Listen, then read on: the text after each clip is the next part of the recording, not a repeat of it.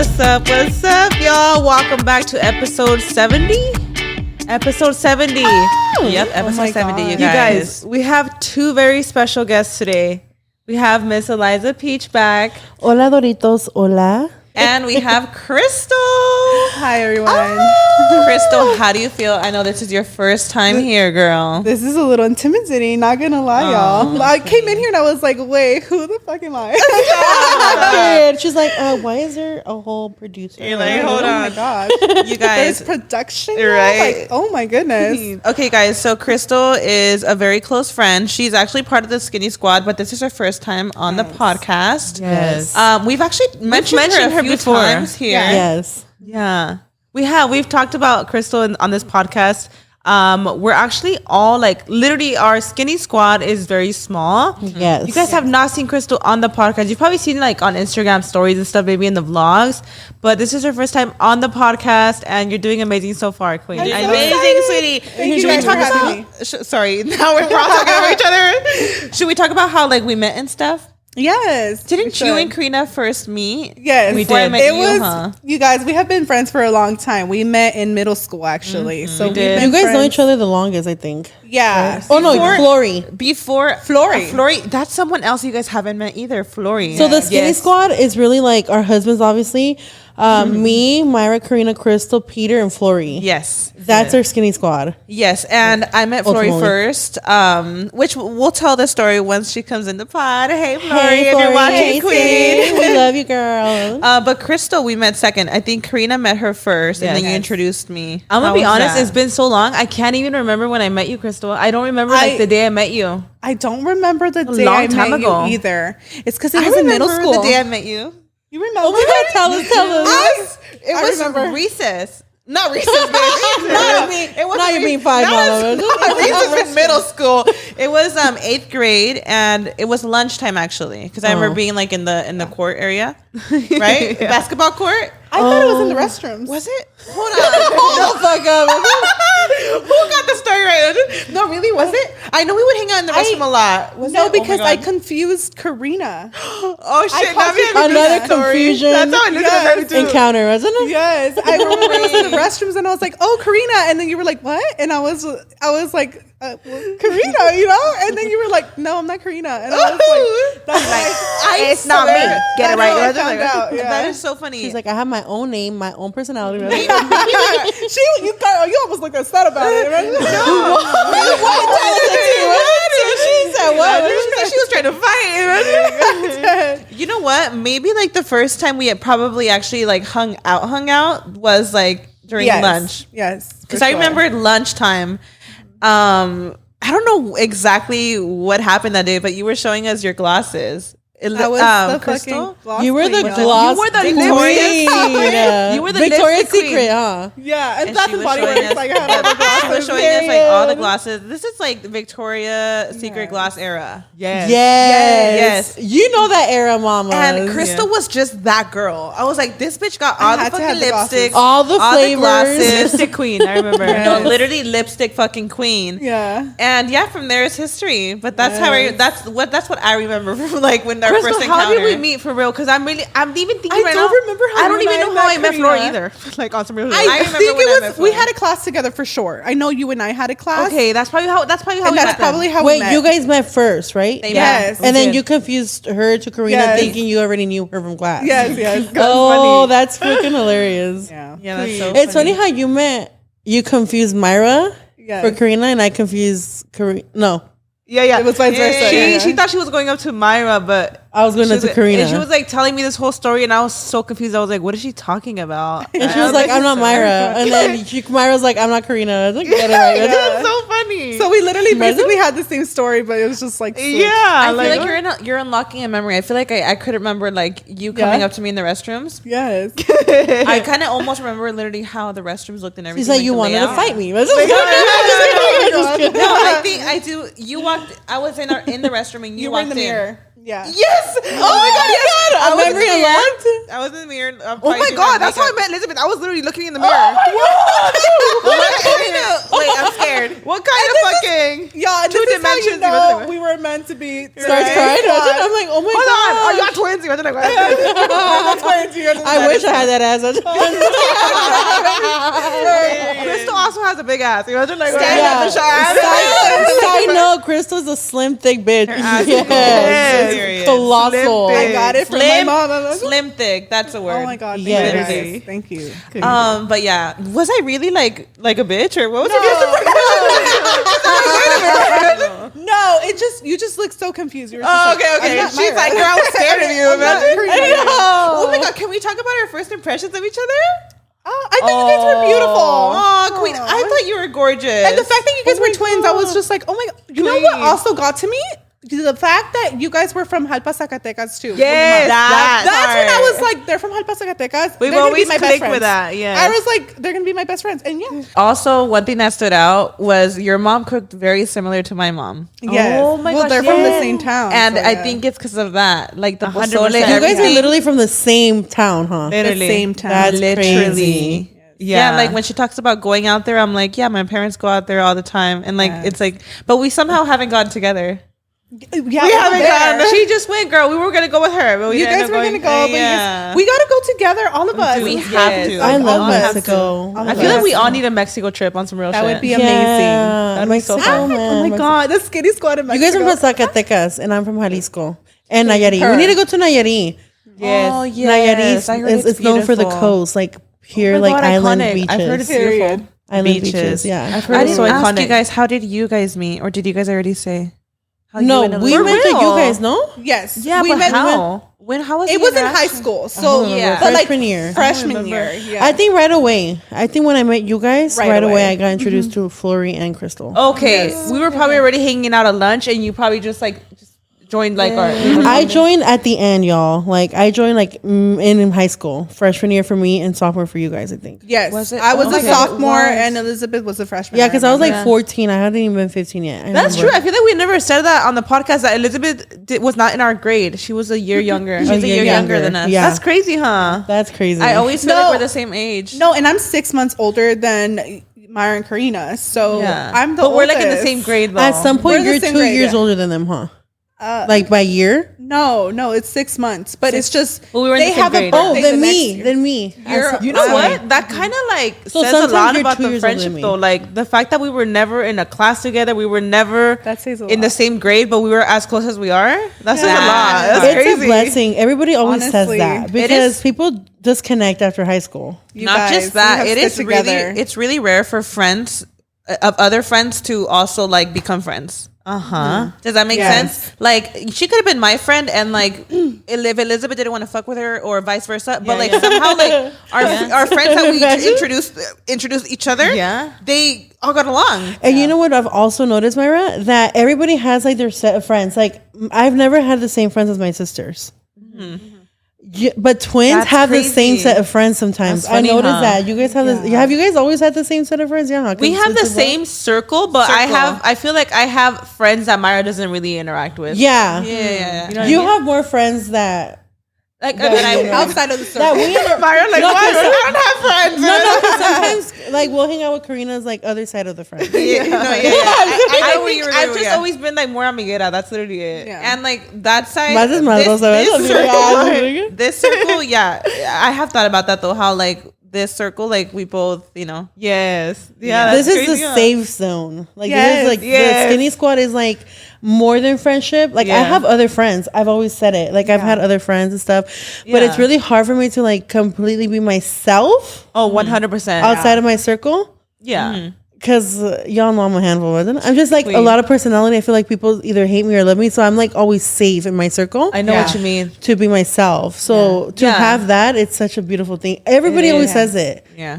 You know, like it's crazy because this is now like the friends we've chosen, That the part. family. the that family part. we chose. If you actually think about it, I That feel like part. we individually each have like our separate friends that we probably haven't like brought in. Because I could think about friends you have. I could think about some that I have that maybe Karina or the same thing. Yes. Like we're Yeah, like there's But it's always like- friends, yeah, but it's yeah, not yeah. like the family bond we've that built. part. No, Right. we're like for life. Yeah, absolutely. Like our kids are gonna be growing up together. Yeah, Yeah. that part. So for sure, the group in high school it was Elizabeth, Krystal, and Flory. and then me and Karina. Yeah. Yes. Yeah. So you guys need to And then meet Peter Flory. came along after. Peter Peter came along afterwards. Because he's related to us. He's Yeah. related to us. So they got to like probably like hang out with him like a couple years after high school. But you guys also, we need to have Flory on here because Flory is actually a really close friend too. Yes. And we all have such different personalities. I feel like we all bring different things to the table. Yeah. I feel like the watchers would laugh because we're so different. all of us are all very different. Like Flory is definitely like the more serious, like the mom of the group. I feel like Flory, she's the quietest. She's she's the observant. calmest. But she's very observant. Like she'll be like laughing along with us. Like she knows us really, really well, but she's only observing us and probably laughing like at the shit we do. You know? Yeah. I feel like Krystal, like how you are. I feel like we're very similar, or am I right? Or am I like we're both like you more, guys are. I don't know. I don't even know how to describe I feel like it. Krystal is like such a sweetheart, but she's also like she could be like this Madrosa too. Yeah, I feel like Yeah. I can her too. Sweetheart. I have it in me. Sweetheart, but like fucking sweetheart. Crystal's the full package too. Like Full she package. is On some real cook. She shit. cleans like crazy. Like she's so Not my house being a mess she's right like now. a housewife. She's are a good literally- friend. She's Yeah. a good partner. I mean, she's the full package. Not that full my other friends package. aren't. I'm just saying like Crystal's like the She full really package. is. Yeah, Thank you, you're a guys. fucking Oh my icon. God, I love you guys. No, you're a queen. I guess like well the calm side I could relate a little bit too, but she definitely has that wild side too. She could get Yes. lit, she could shake ass, she could do all that. That period. part. Yeah, for sure. And you're extremely independent. Oh yeah, I am. very independent. Like you're the most independent person I know, for real. So y'all, we didn't finish our first impressions, and I think that would be hilarious. So what was like the first impression for each, or like each other? Maybe we can like jump off each other. Okay. I guess Elizabeth, my first impression was, Elizabeth was coming up to me. Like, no. Wait, what? I'm not gonna lie. Like, you had that like chola look a little bit in high school. She did. No brows. You I'm like, did I? I have to be remember. honest. First second, I'm like, oh shit, like what happened? What's going on? You know? She had her Chona little face. I had the Monroe piercing and all that. I had But the as soon as fucking you started Sharpie talking, eyebrows. though, can I say like as soon as you started talking, I was like, oh, she's so sweet. Like you had that look that's like intimidating. You really did, honestly. Yeah. But the moment like you started like talking, I was like, oh, she's like super nice. You were so nice. Like she was coming up to me about like drama, like kind of confronting me about something, but really nice about it. She was like, oh, like I heard this and that, like, and then I was like, oh, you're talking about my sister. But you came off so nice. I was kind of shocked because like the face, like you kind of would think that you're like this like mean like chola vibes, you know? Yeah. And the moment she started talking, I was like, she's me. Like literally, that's what I thought. I was like a Chona looking girl, but I had straight A's. It was weird as fuck. But I was literally You're a queen. the face to the action, though, bitch. I would literally like don't fuck with me either, you know, like my face definitely matched me. I'm like, why? But I definitely wasn't. I was like the defensora de la gente that was like bullied and stuff. I'd be the one to be like, I do remember you pick would up their defend books. people. Like, why would you drop it? Like, I was literally like always going around, and like I wasn't liked, and I didn't give a fuck. Like, I did not give a fuck. I remember my sister telling me one time that she was in the lunch line, and my sister's here, so it's funny. And they somebody didn't know was that she like, was related to her? yeah, they were like, I hate that fucking fat bitch. Like, she thinks she's all that. Big ass lashes, like, who does that? And she was literally like, that's my sister. Like, and I was just not liked, but I feel like that's why I had like to put that barrier up. Like, don't fuck with me because these brows will they'll cut you. These brows will cut you. These brows will cut you, bitch. The Sharpie in them. I feel like that was my first impression too. At first, I was like, you give a very like what is like the word? Like, I don't know, like you had that look, like, don't Firm? fuck with me. Firm look. Like, you Yeah, had that that's firm firm. look. You give that firm energy on some real shit where, like, in the beginning, I was like, oh, shit, like kind of, like, not scared, but, like, oh, like, don't get on her bad side vibes. It's just by the look. like the look. And But I feel like once- that energy, though, I feel like she was created. Serious. Because I'm not like that. Like, I now was that I'm gonna older, say, but even then, Yeah. once we got to know you, once you started like, because even from the beginning, you never were like a mean girl or anything. I'm just talking about looks wise. That was it. Once It was we the started brows. talking- You know, like, why because it was the piercings on the face, the brows, and the no, Sharpie. because once we started talking, like you were like the sweetest person. I mean, I know we've talked about it already in the past, but we had like dated the same guy, and she dated him after me. I don't know what Friends, had happened, but for her to have come to me the way she did, you were really sweet about it. No, like you really were. No, so like, yeah, I thought I was gonna get jumped. That's my dance class. Which is funny because it ended up being like a whole misunderstanding. It was never how I guess the story was told, but I mean, it was definitely meant for us to somehow meet, and it had to be that way. And here we are, bitch. Here we are. I had that first impression too. I really thought like, okay, you can't fuck with this bitch, man. I don't remember meeting you. Oh my God, Elizabeth. I remember that. And it's funny because I remember that you were immediately yourself. Like, and that was one thing that I admired from her. A lot about you. I admired it because I remember I met her and she was singing, bitch. She was like, I loved it. You know, unapologetically herself. And that was one thing that I to this day, I admire how that's my favorite trait about you, bitch, for real. That is my favorite trait. Yes. I know sometimes my coworkers in the bathroom, they're like, do you notice it? I was like, notice what? That you're singing. I was like, oh, no, I don't notice it. She's just singing her sentences. Like, why? I was like, notice what? Oh, she's a musical in real life. I was like, no, I don't notice it. I really don't. No, but when you get to know Elizabeth, she's a fucking queen. Yes. Thanks, y'all. The most caring friend we have, I think. I feel like everybody that we've sorry, we're like talking to each other. Everybody that we've introduced to you, they all like love you. They're like, oh my God, Elizabeth. She's like for sure like the life of the party, fucking like she's like no I feel like sometimes you think that you're too much. You're not. I think that's what people love about you. People who first meet Elizabeth, their first impression is like this bitch is fucking funny. Yeah, that part. Yes. Like you're a good ass fucking time, bitch. You can see it on the podcast too. I'm like, she's freaking hilarious. People love you. Yeah. And then with Krystal, I feel like just I can't remember when I met you, but I'm assuming just like sweet energy. Sweet energy. If you need a detox from like negativity, just go to Krystal and like and she'll cook for you empanadas and you're just like positive. Eating empanadas. I don't know. It's just like she's a home vibe. Homey vibes. Yes. I feel like that's the best way to describe me, a home vibe. Yeah. And then I could say, because I really remember vividly like my first impression of like somebody specific. And that was Myra. Because I don't really remember exactly the moment I met Krystal or exactly the moment I met Flory. I don't know why. I don't remember it either. I don't even Karina. I don't remember exactly what I felt. But I remember exactly what I felt when I saw Myra for the first time. I was like, I want to be here. Stop. She had rayitos, nails, everything I wanted.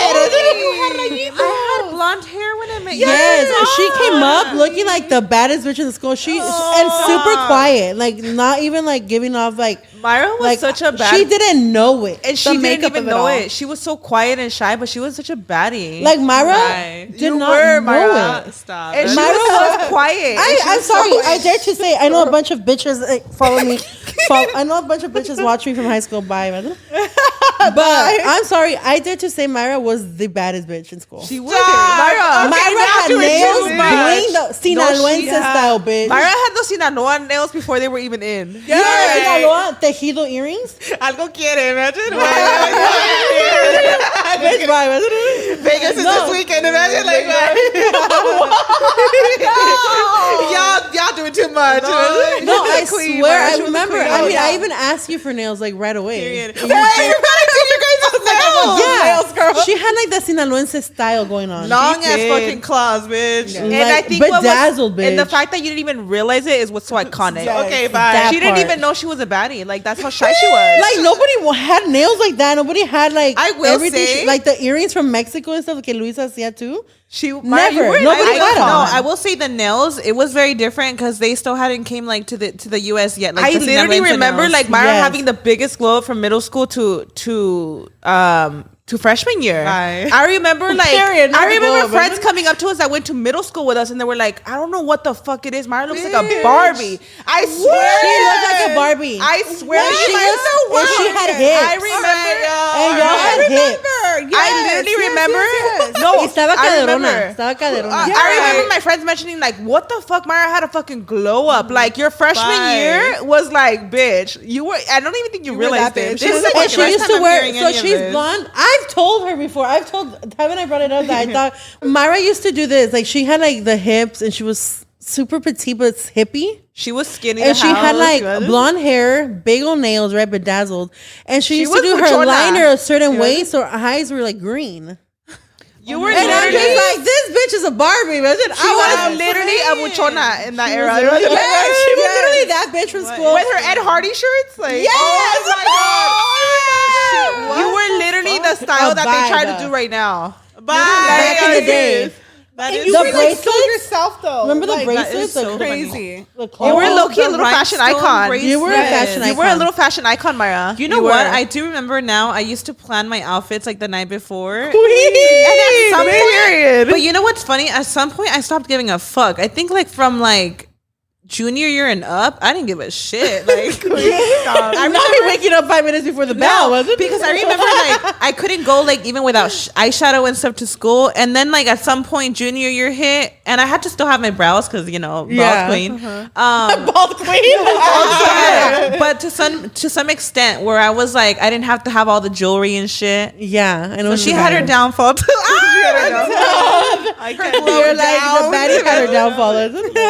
She had to take a break. I was definitely that bitch, like waking up 5 minutes before the bell, and I used to have to walk. And then I was that bitch doing like my liner all the way over here. I was gonna say, I was doing my makeup in the car, Mama. In class. I feel like we were all glam girls. But you know what? We're hyping each other weird. up right now. Like, let's be fucking real. Like, you were beat the fucking house with your hoops. Yes, you were definitely that fucking girl.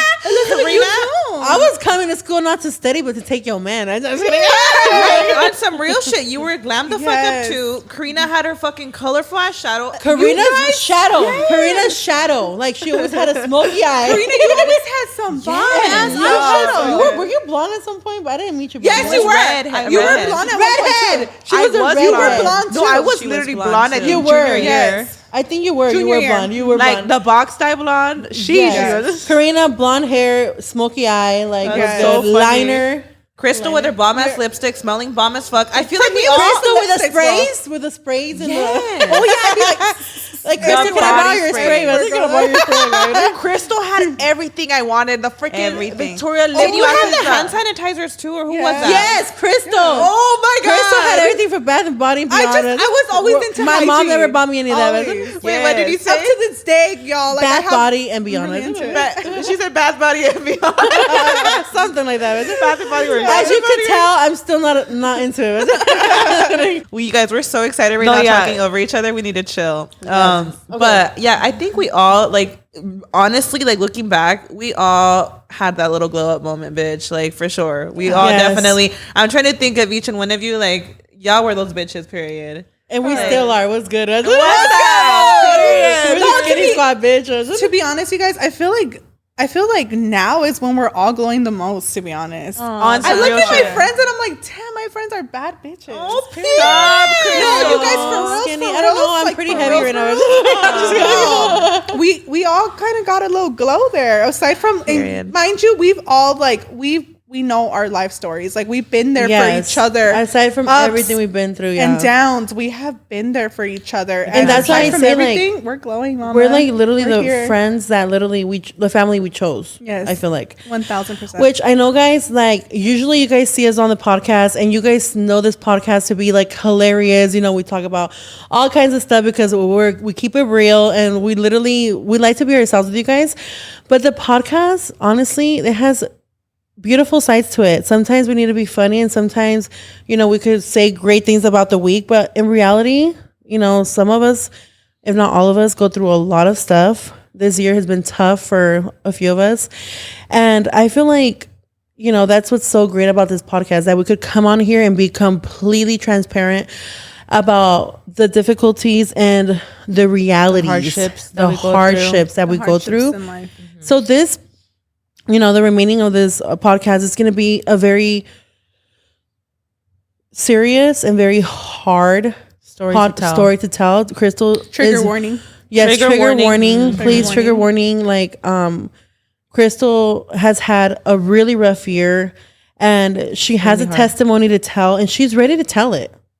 And so all I ask is for you guys, you know, to just listen to her testimony, and if you take something away from it, then that's really Krystal's goal here. And I think she's ready. She said she's ready, and she wants to tell the world her story. And welcome to the pod. Welcome to the pod, Krystal. Yes. Yeah, welcome, girl. And we're so excited that you're here, Queen. Yes. To many more. to many more. God, yes, this is our little icebreaker. I feel like for the past, year or just like on the podcast when we have brought you guys on, that is one of the main reasons that you haven't came on. You haven't been ready and like you've been through a lot for the past like year and a half. She's been going through a lot ever since I think we've started, and because I have questions. I'm like, why hasn't she came on? But like, if we really think past like the year, I mean, it's been rough. It's been really rough, and and she's finally ready to like talk. Well, let me give you guys a little where it kind of all started. So in the year of 2020, I was in a long-term relationship. I was in a relationship of 7 years. So I don't remember exactly when that I ended it.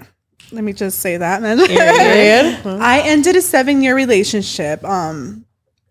It doesn't even matter why. The whole point is that I had to end it. And I was already grieving that, to be honest. I was already hard. It's a long time. I already thought that was hard. But I want to say like this was all in 1 year. Okay, you guys, this all started in 2020. Okay. So that was in the beginning of the year. 2 months later, my mom, she tried to commit, and then that was already difficult. So, thank God she went to a hospital and everything. They were treating her. She got out, but then I think it was another 2 months later. 2 months later, my mom passed, and I thought that was rock bottom for me. Like that was, y'all don't understand. Like my mom and I, we had the most beautiful relationship and like any mother daughter could ever ask for. We were so close. She was my world. So for me, my life just kind of came crashing down. But my mom passed, and it was not in a good way at all. It was very traumatic, and maybe in the future I will also open up about that. But she passed, and then 1 month later, I met a person that changed my life as well, and not for the better. I met a person, and this is now the father of my child, and I was very vulnerable. Like this was literally 1 month after my mom passed. I was very vulnerable. Vulnerable. You were grieving. Vulnerable. I was grieving. Can I just add that Krystal was literally like, like how in the Bible or like people in general say like, you will honor your parents no matter what they are. Krystal is like the best daughter. The best. Absolutely like best she's literally I know that's the first thing God is gonna say when he sees you for the first time. Like you were the best daughter. Krystal. Caregiver, like, everything. Like I literally learned so much from you with your patience, like and everything I have implemented into my parents, because you were just she loved you because you were just, you poured your life to her and she poured your life. You guys had each other. Exactly. That part. And it was like that till the end. So just want to be amazing daughter. It was, I have no regrets about the relationship I had with my mom. It was beautiful. Oh my God, it was magic. But so 1 month later I met this man, and who is now the father of my child. And I was very vulnerable. And this is another thing. Like I really hope that people can pay attention to the red flags, because I didn't. I was completely like, I had a bend on you guys. Like that's how it is when you're so like in love. Dumb. And it's just, you're not dumb though. Don't say that, because sometimes you just don't see that. It's just like the way that he kind of presented himself. It was different. I wasn't looking for love or anything like that. I was grieving a 7-year relationship still, and grieving my mom. So my head wasn't there. But the way that he presented himself, like all about God, and like there's a lot of irony to this story, by the way. But the way that he presented himself, he just seemed to be all about God, and he had all the right verses and all the right words, and just he was there for me through every panic attack. Because ever since my mom passed away, I had a lot of panic attacks. I suffered from a lot of panic attacks, and he was there. So I feel like estaba like bien agradecida. Like I was really grateful. So I feel like that's why it just blinded me from everything else when he was and that's super valid. Like feeling so grateful that sometimes you're just like so into the moment that you don't really see, the other things. Yes. And so many of us go through relationships like that we don't even see it in the moment until after. Right. Yeah. Like so many of us, Yeah. And so like I'm not gonna tell you guys a whole lot on him. See, if I would have came on here probably like when everything was going down, I wouldn't have been ready. I would have been spreading nothing but hate. When I am telling you that I never felt this feeling, hate, that's something my mom didn't teach me. I have a very forgiving heart, very forgiving soul. That is like the first thing that my mother taught me. That's not me. But when I am telling you that I had hate for this man, like I felt it for the very first time, and it was not good and it was not pure. But I'm not coming here to spread that. I'm coming here to do the opposite. So I'm going to do my best to not, focus on that. But let me just tell you guys like a story of like how he kind of was with me, right? Like there was this time I never told you. I recently told you actually. But let me just tell you how I kind of lived my life a little bit with this man. He was an alcoholic. He was completely an alcoholic. He struggled with alcohol addiction, and he wouldn't drink every day, but whenever he would drink, it would literally take like a miracle to take him out of that situation. Like he couldn't stop drinking once he couldn't started? stop. Yeah, like he couldn't stop. He could go like 3 days on. That's and he would wild. Drink straight vodka, mama. Oh like, my goodness. He would drink straight off the bottle. Like it was bad. So like I remember that there was this time that I was like, where is he? Because he would just leave and come back to the next day and still show up with an attitude, girl. I had to deal with all that shit. Like I stood quiet for a lot of things. Mm-hmm. So, like I remember this, let me just tell you guys a little quick story, right? So I remember one time, I didn't see him in the room with me, and it was late. So I went outside to go check up on like, where is he? So I go to his truck and he's in there drinking, drunk as heck. Wow. And I go in there because he didn't realize, like he was so drunk he didn't even realize I had gone in there, girl. So I went in there and I was like waking him up like, hey, why are you here? Why are you drinking? Of course, always drinking, right? Always breaking his promises that he would never do it again. Oh and he was like, he just started talking so much, he wasn't aggressive like he was going to hit me, but he was just so aggressive with his words and so like mentally, he would just mentally get to me. I mean, verbal abuse. Yeah. And what I hate most is that like my mom, like she almost committed and he would use that a lot. And it sucks because I already had that trauma with my mom. Mm-hmm. So whenever he would be like, I'm going to go and kill myself, I would be like, no, like I'll do whatever you want, like that. So he would manipulate that. Yeah, he was a narcissist, control issues to the max. Control issues, girl. And yeah, I remember he just went off. The whole point is that, you know what? I'm going to get out the car. I was getting tired. I was like, you know what? You want to do whatever you want to do? I'm done. I was going to get off the car. And I don't know cómo le hizo, pero arrancó la troca. Porque la troca estaba prendida. The truck was on because he had the AC on. Or the heater. I don't know. It was late at night. I don't know if he had the heater or the AC on. Yeah. The whole point is that the truck was already on. And that's how I was able to come in because the doors were unlocked and everything. And so arrancó la troca. He hit the gas. And when I am telling you that he was driving so freaking fast, like all around the neighborhood, mind you, like it's dangerous because there's a lot of curbs and stuff, so many cars and everything. Families, people walking. My door was open. It was flying. I didn't have a seatbelt on. I was just grabbing onto my life. Oh my goodness. I did not grabbing know this. onto my life. I never told anybody the story. His mom actually came that day. I never told his mom any stories. He would just say his side of the story. Always. But he never said what I actually went through with him. He was like, she said this and this. No accountability. Just no accountability ever in life. Wow. Just no accountability. Sorry. Okay. And I remember I was like grabbing onto my dear life, and like in one of those turns, the door it actually closed. And I remember I was so terrified that I think I passed out. Like I passed out because Krystal. Because somehow we got back home and his mom was already there. And I was like, what the I think I was so terrified of like, or maybe like you just went into shock where like I don't you just know. kind of like I have no idea what happened. I have no idea what happened. But basically that's one of the stories, right? So dude, when I had my daughter, I had this man on a pedestal regardless of all of his actions, because like I said, he was there. He was there through every panic attack. Whenever I just was doing bad with my mom, he was just there to console me and everything, right? So I still had this man on a pedestal regardless of the negative. I was so blinded.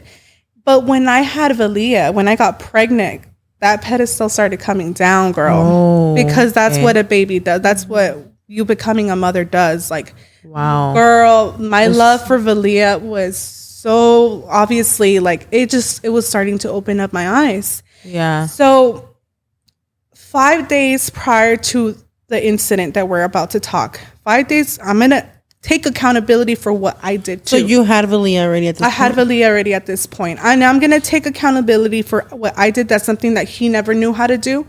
But 5 days prior, I slapped him. That was the first and last time I ever laid hands on that man. And I know that what I did was wrong. I should have never had let like violence been an option. Mind you guys, Valia was upstairs sleeping, like, you know, she was safe and sound. You guys got into an argument, like we got into an argument because again, he did the same thing. He broke his promise. He went out to drink. And it was a problem. Yeah. You had a newborn in the house. I had a newborn in the house. So he went out to drink with a friend that just got out of jail and gave him my address. I'm very picky as to who has my address. Nobody could just have my address like that. That's my home.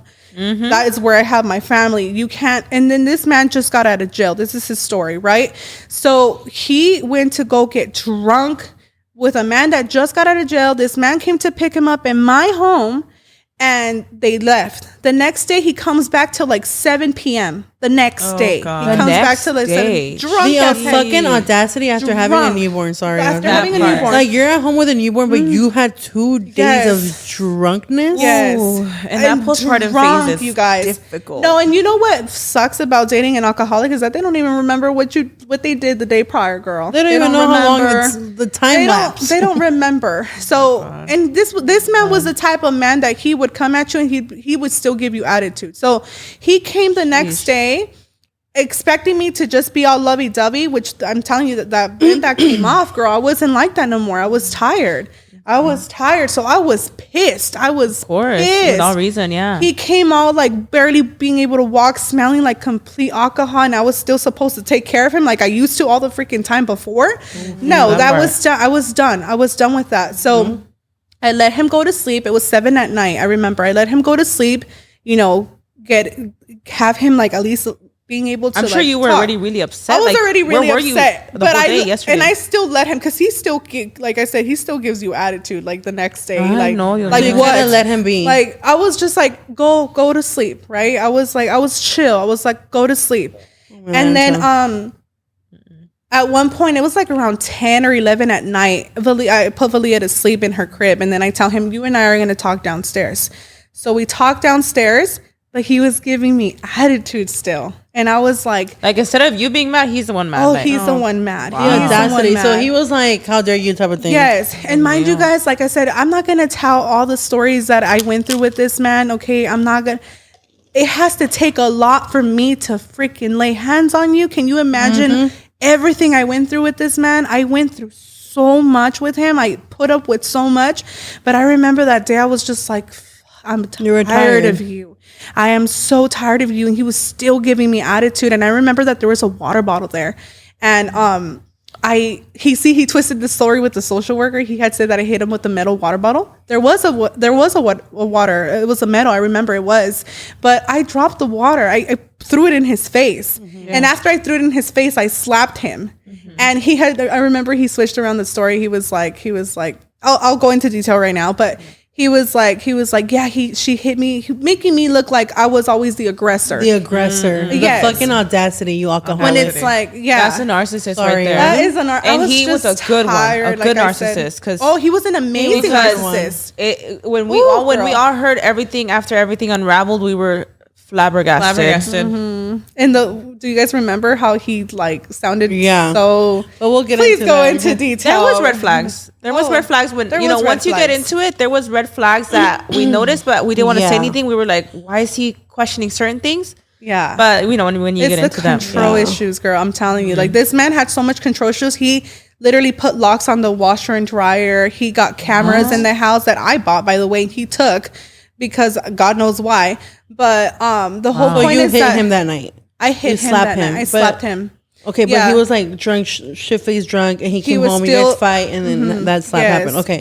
Like I said, 5 days. And I was this was 5 days to the incident. So 5 days after, I remember there's something that happened with his back. So the whole point is that I was the one who was taking care of Aaliyah and his stepson and taking care of all the household, like washing. I remember I was washing that day. I could see that. Keep in mind, he has like a kid, huh? He had a kid living with you guys? Yes, he had a kid. He has a kid. He has a kid.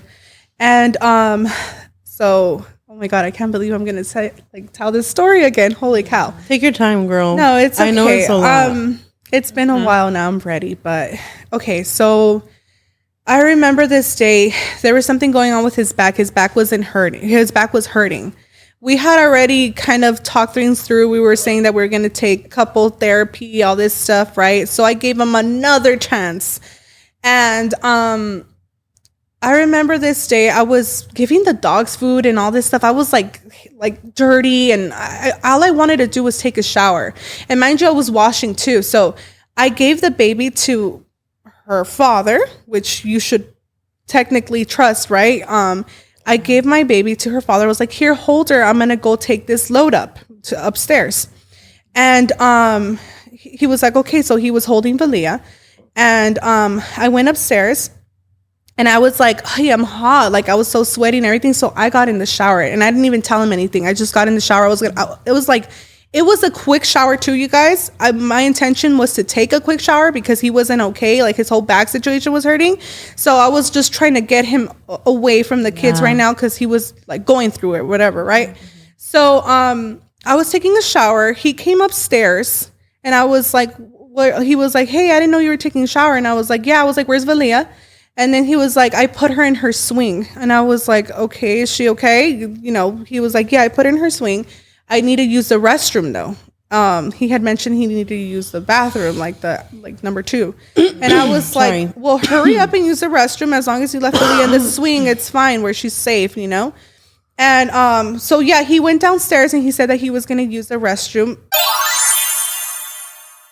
This episode is brought to you by Squarespace. Squarespace is the all-in-one website platform for entrepreneurs to stand out and succeed online. Whether you're just starting out or managing a growing brand, Squarespace makes it easy to create a beautiful website, engage with your audience, and sell anything from products to content all in one place, all on your terms. Easily sell custom merch and create a passive income stream that engages your audience and scales your brand. Design your products, and then production, inventory, and shipping are handled for you, saving you time and money. Guys, one of the hardest things from running a business is having to do everything yourself. So this is perfect. Sell your products on an online store. Whether you sell physical, digital, or service products, Squarespace has the tools you need to start selling online. Running a business is already hard as it is. Having a website that has all the tools for you is so convenient. Get started with one of their professional website templates with designs for every category and use case. Then customize your look, update content, and add features to fit your unique needs. You can make any Squarespace template do what you want so your idea, brand, or business stands out online on every device. Girl, we need to have our business look aesthetic. Make checkout seamless for your customers with simple but powerful payment tools. Accept credit cards, PayPal, and Apple Pay, and offer customers the options to buy now and pay later with Afterpay and ClearPay. And having payment options, y'all, is important. Head to squarespace.com for a free trial and when you're ready to launch. Go to squarespace.com/chins to save 10% off your first purchase of a website or domain. We all love going to events, going to concerts, but the booking process, why is it always so hard? Girl, yes. Let me tell you, anytime I'm trying to get tickets, it's an absolute disaster. I've missed concerts with my family, girl. Buying tickets to your favorite events shouldn't be stressful. Game Time is a fast and easy way to buy tickets for all the sports, music, comedy, and theater near you. With killer deals on last-minute tickets and their best price guarantee, you can stop stressing over the tickets and start getting hyped for the fun you'll have, mama. And prices could get really expensive with these events, so having the best price guarantee, I'm here for it, girl. Girl, I'm browsing through the app right now, and there are some good events coming up, girl. The OC Fair, girl. I need to go. Stop playing. Get my tickets right now.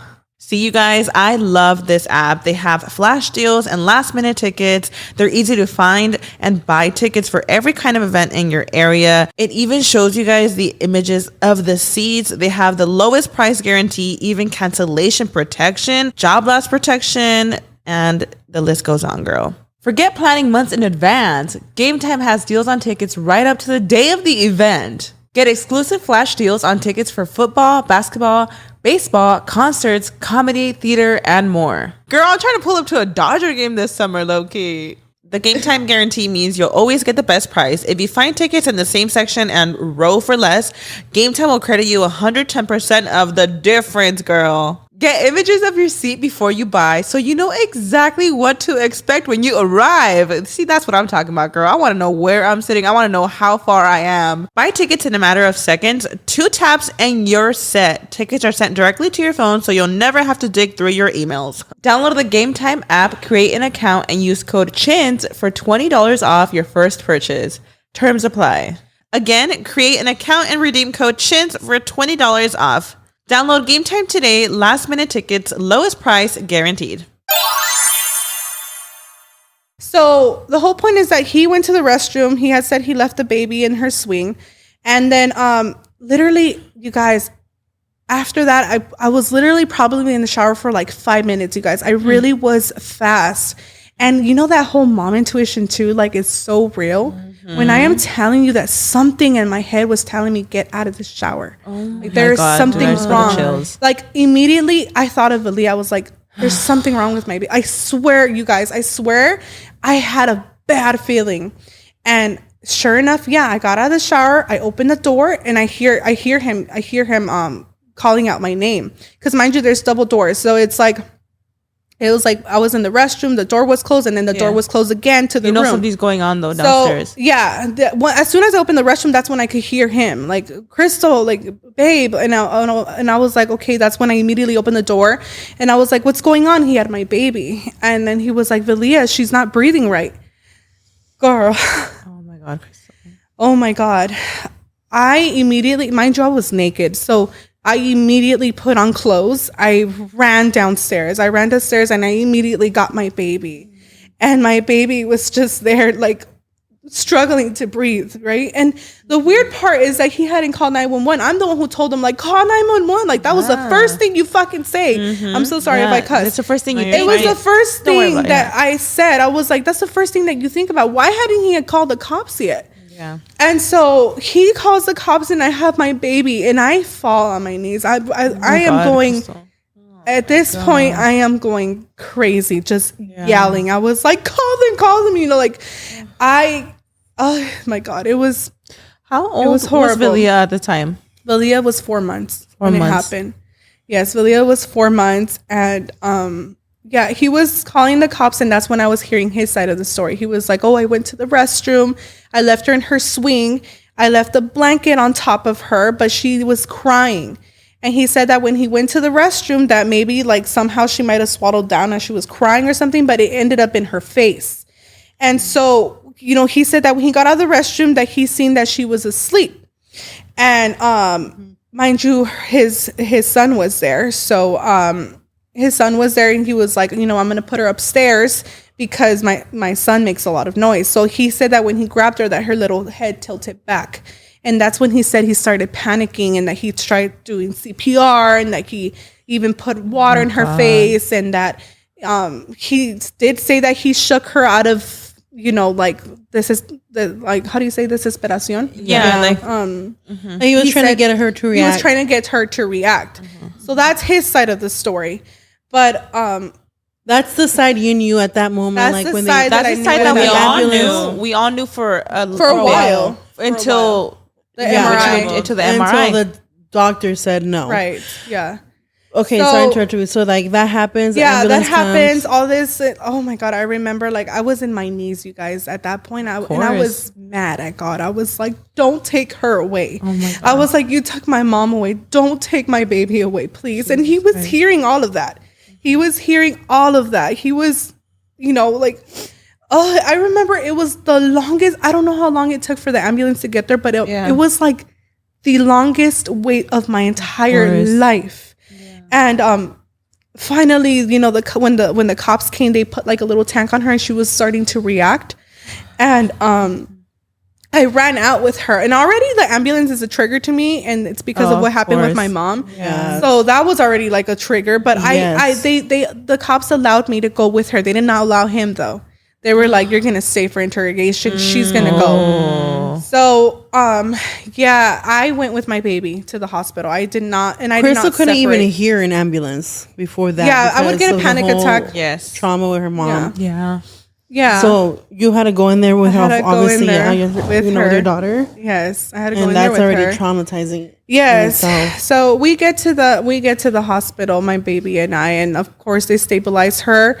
And finally we go to her room and she's stabled and all, but like, you know, we don't know what's going on. We don't know what happened. She was like stable, pero tampoco like she was just like asleep. She wasn't awake, right? She was like her breathing was stable, but she wasn't like. She was having a lot of seigers too. Okay. Having a lot of seizures. Was she in a coma right away, like when you got there?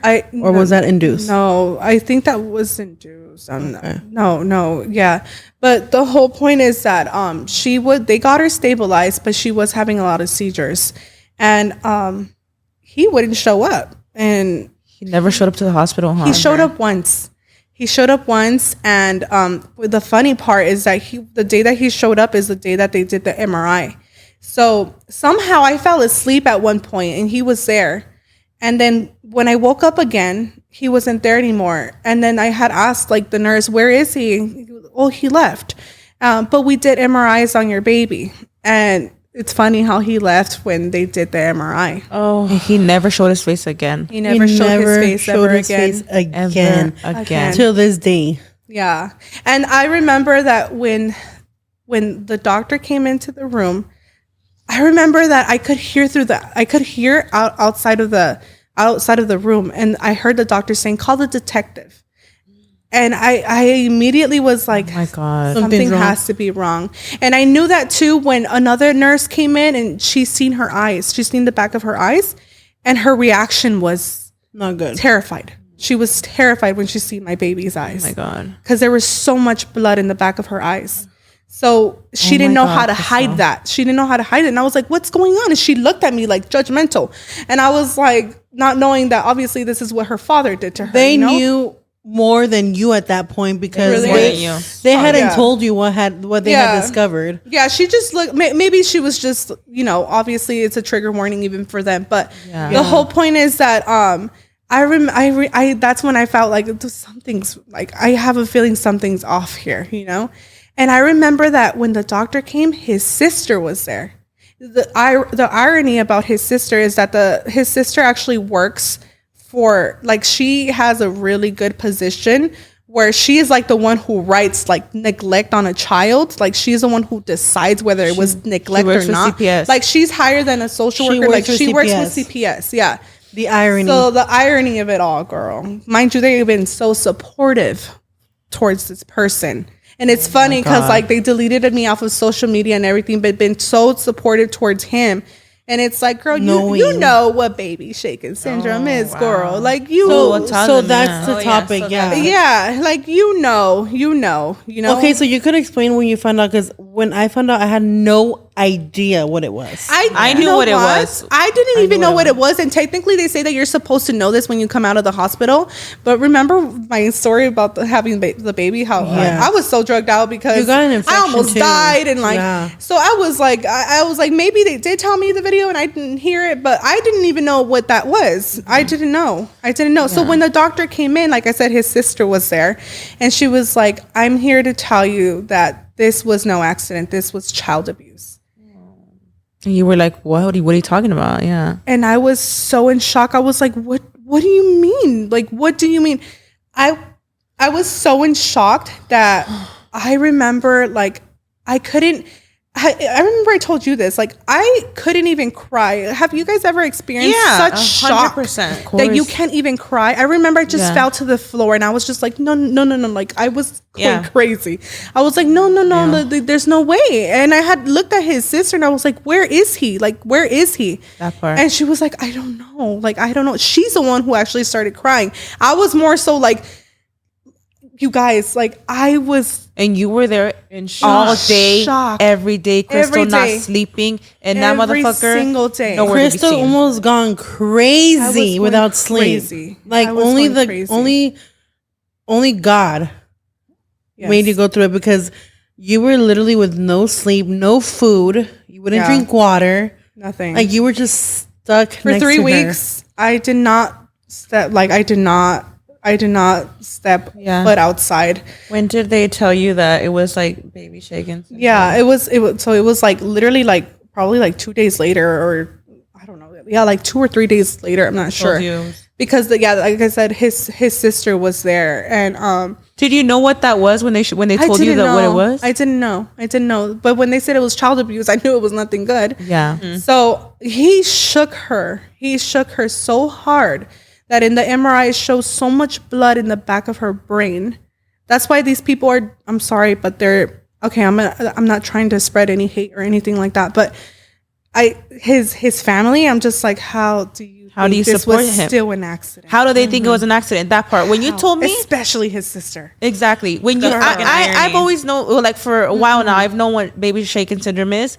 When I heard baby shaken syndrome, I actually remember there was so much blood it went down to her spine. It's extremely. She's a miracle. She's a miracle. It is extremely like babies that don't make the it. Prognosis is usually. I remember the call so vividly. We were on a FaceTime with Elizabeth.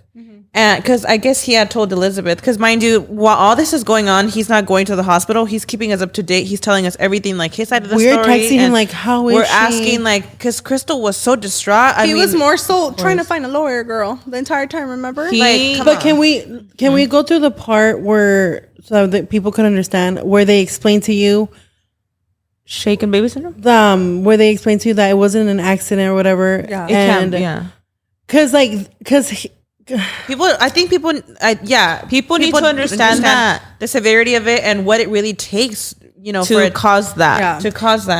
So baby shaken syndrome, there's just no way there's an accident. It's not like even if the baby falls from the bed, you still can't give the baby shaken even syndrome. If you shake them, you can't. Him so hard. He had to shake my baby so hard. Yeah. It has to be aggressive, intense. Yes. It has to be so aggressive. Intense. Like I said, when I seen the MRI results, she had so much blood in the back of her brain that it went down to her spine. Like she had blood all over her spine. Because he was trying to say that he shook her to like wake her up. Yes. And the doctors were like, science doesn't lie. The test doesn't lie.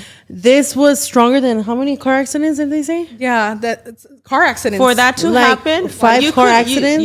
You like shaking a baby, trying to even desesperado would not do it. You dropping a child, them getting in a severe car accident wouldn't do it. Yeah, it takes violent shaking, extreme violent shaking to cause shaken baby syndrome. So much damage. The proof was in the damage. Yes, exactly. And medical evidence. And she had hemorrhage in the back of her eyes and everything. And I even showed the proof to his family. Like I recently had messaged the mom like on purpose. I showed her the results. I was like the blood that's in the back of her brain has decreased from 9 centimeters to 6. I was like, Aaliyah is a living miracle. But I purposely sent her everything so that she could see like the hemorrhage, like because she always thought it was no big deal. Out, like really get it through your head. Like she's never gonna get it through her fucking head. No, because I don't think any of them. She's in denial. It makes you think like her daughter works in that world. You would think her daughter knows what shaken baby syndrome is. That part, and she needs to lose her fucking license knowing that shit. And they know how severe that is. And it's like I'm pretty sure she might have even gotten our case because it was in the county. So I'm pretty sure how she serious. I think the whole system too. Like the whole. We're gonna get like into that is medical evidence abuse. Yes. Period. That doesn't happen on accident. Yeah. Yes. So that they would even like support him after that, and they're thriving right now. And they made you out to look like the bad one for not defending him in this shit. Yeah, and especially him. Like, mind you guys, he tried to put me again. Like he literally tried to paint me like the monster. Look, Krystal, all you need to know is that who didn't show their face. That part. Oh, he fled to Mexico, y'all. He fled to Mexico. He literally never showed his face. He never showed his face. Yeah, you don't have to give me no explanation. You're a coward. You ran. You were there, Krystal. You not are sleeping culpable. Day and night. Yes. You were meeting with all the people you had to meet with. You were meeting with detectives. You were not afraid to show your face to anybody. You guys. And yet, what did they tell you? Oh, wait, what? The CPS people, what did they give you the news of when you cried and everything that they had taken her? I think that's when they told her exactly what And when that they were gonna take her from her, like what? So let me. Okay, so there was a day where my baby, thank God she was doing better, but she still was getting seizures. And I remember that there was, you guys, I was so lifeless. My mind was going crazy. Imagine your baby battling a battle, like literally the doctor's saying like, I'm sorry, I don't think she's gonna make it. And if she makes it, she's most likely gonna be a vegetable. She's gonna be paralyzed, or she's gonna be blind. That's the outcome that they gave me. So I was devastated. And with devastated. All that, and thinking, I was, where is he? By myself in that hospital, on my knees, praying day and night, on my knees by myself.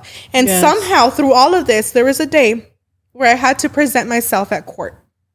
Okay. And with all of this, like I had to somehow grab strength. God was with me every step of the way because I didn't win this battle. He won this battle for me. Mm-hmm. There is no way that a mom could go through so much without God by their side, because I was going crazy. I remember I was, like I said, on my knees praying, and I was like, the time was coming, and I was like, I have to get up. I was like, I have court. I literally had to get myself together. Yeah. Somehow get my brain to get everything together. And I had to get up off my knees and be like, she's fighting. You got to fight now. Get up. Wow. And I had to leave my baby at the hospital by herself while she was still having seizures. I had to leave and go show my face at court, something that he never did. So I got up, I went and I presented myself at court without a lawyer. You know how they give you like the little free ones, so this lawyer that was supposed to present me, she was being absolutely negative. She was like, I'm sorry, there's no other way that I can tell you that. When I got there, she was like, I don't know how to tell you this, but it's going to be impossible for you to get Aaliyah back. She was like, the only way you could get your daughter back is if he testifies that he did it. He has to speak the truth. He never did it. So, you could already imagine how I was going crazy. So finally, when I went inside that courtroom, I had to present myself in front of a judge and everything. At this point, had they already told you that couldn't be? They had already told me, bedside. But you could only be bedside, huh? Bedside with her, yes. Nice. So that's when they told me, that's when the judge told me, okay, you lose rights from your daughter. We're going to take your daughter away from you. Oh my God. So while my daughter is still in the hospital, I had to hear that. And there was just no ifs or buts. Your daughter's taken away from you. I remember you begging them to let you be bedside at least. Okay, y'all. So I basically was at court. Sorry, we took a little break, but I basically was at court. Snack break. And then they basically told me that they were going to take away my daughter. And so that's basically where it ended there. Now, I got a call from the detective that same moment. Like, as soon as I got out of court, he was like, I need you to come in for interrogation. And again, somehow I had to wrap my whole mind and, be, how do you say it? Be okay in that moment when I was just doing awful. Present. Be present. I just wanted to be with my baby. Exactly. So I just heard that they're taking away my baby, and my baby is still fighting for her life at the hospital. So I still had to get myself situated again. And then I went straight to the detectives. And I went in there. It's literally like the interrogation room, you guys. Like, yes. I never in a million years, it literally was like off of movies. Like, literally my life, I was like, this is really my life right now. I was in there and I was like, I cannot believe this is my life right now. Mm-hmm. So I went in there, like literally inside the interrogation room, and two detectives were there. It was, there was a male and a female. And let me tell you guys that detectives are not very nice. They don't care what you are going through. They're trying to get the truth out of you. And I respect what they do, and I completely understand. Because to them, it's just an open case, and they don't know who's wrong, who's right. They just want to get to, Yeah, they're like Aaliyah's voice. Exactly. Yeah. So they just want justice, and they want to them it's like for it. They don't know the story or anything. Right. To them, it's just like protecting her. As well as the court, that is the reason why they took my baby away from me, because I was present. Even though I was in the shower, how am I supposed to prove to them, hey, I was in the shower. Like it's literally, it's just my word. Yes. And that's not enough. So, I went, and of course they started interrogating me and everything. And like I said, they weren't very nice, but I stood there with my head held high. And they did not intimidate me. I was like, you guys can do whatever you guys want. Let's do a polygraph test right now. I was like, I don't care. Let's do it. I'm here. You showed your face. I showed my face. I am here. You were not scared to face them. Yes, I am fighting. Let me know what you guys want me to do. I'll do anything as long as I get my daughter back. I didn't do this. I was like, that man did this. And then, cause they were being really mean. They were questioning everything. And I was just like, I don't remember every single detail from like 7 a.m. when we first woke up to like, they want like time. And you were so in shock too at that moment. And I was so in shock too. You were still even trying to process. Like I said, they weren't being very nice in the beginning, but then after I remember the detective looking at me, because I looked at him straight in the eyes and I was like, I didn't do this. I was like, you guys can do whatever you guys want. You guys can, let's do a polygraph test. Let's do whatever you guys want. I will help you guys. Like, just tell me what to do. And he looks at me. He was like, I know you didn't do this. Wow. He was like, to be honest, I think your man's a piece of, like, he literally... And at this time, you were still trying to process the fact that they were telling you that it was no accident. Well, I remember that he was. I remember you had told us, because the first couple of days, the story you knew was what he told you exactly. And I remember you had actually called them when they told you everything. Yeah. And what did he say when you called them and you were like, "What the fuck happened?" Were screaming and. Do you remember? No. Like you had like when you first found out about like what had happened, like how you had called them, like. That's when you realized that it was like not an accident. When they told you it was him, and you were like, "But it was an accident." You were like, "No, like they had me call him. They had me call like I said. At one point, he was like, "I know this wasn't you." He was like, "To be honest with you, let me tell you." Actually, he told me days later. He told me like days later. Like he left. He left 3 days after your baby's incident. He left to Mexico. I was like... Mind you, those 3 days, we didn't know if she was going to make it. Remember, you were like... we didn't know that she was going to make it. They had your guys' phones, crucial. Right? They were tapped into your guys' phones at that point. They tapped into my phones and everything. They knew where he was at. They know where he's at. Whoa. They know where he's at. So, oh my God. There was just... I was still trying to wrap my head around everything. But yeah, they made me call him... Because I was the only person, he wouldn't dare answer the detectives. Like, heck no. He was just... Before... This whole time he's texting us, huh? Yes. I was going to mention, like, before they tell you about, like, the evidence, the medical evidence, and that what they saw in the MRI, did it cross your mind, like, before that, like, why is he not here type of thing? Yeah. I called him. Is that when you probably started thinking, like, what the... Yeah, I called him, and I was just like, dude, why aren't you here? Like, I need you. I was like, begging him. I was begging him. I need you here. You're my strength right now. Like, I need you to be with me. You should, like, I always said, like, literally, you guys, like, even if God himself told me, you know what, this was an accident. He really did just snap. I still would be like, but he still wasn't on his knees on that bedside. He should have been there on his knees with me praying. He wasn't there. Right there with my baby.